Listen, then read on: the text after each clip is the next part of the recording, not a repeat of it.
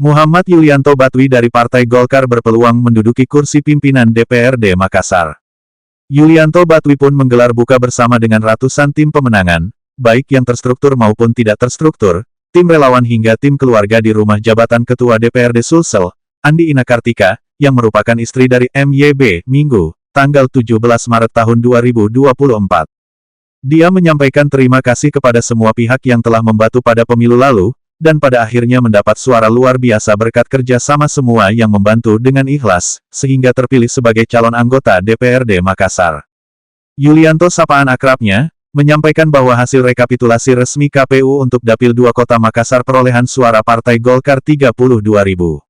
Dari total perolehan itu, dirinya meraih suara terbanyak 10.409. MYB sebagai peraih suara tertinggi berpotensi menduduki kursi pimpinan DPRD Kota Makassar. Namun, menurutnya, itu juga sangat bergantung dari pimpinan partai.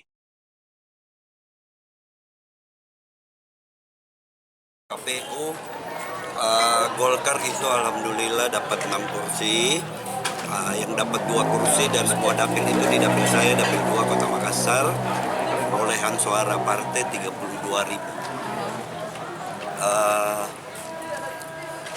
Dari total perolehan itu alhamdulillah saya meraih suara yang terbanyak 10.499. Itu sementara. Terkait perolehan suara tak mungkin ada, sepertinya kita potensi jadi wakil ketua di Amin.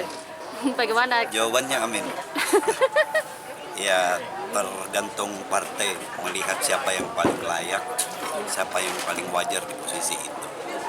Ya tentunya kalau berkeinginan ya pasti berkeinginan.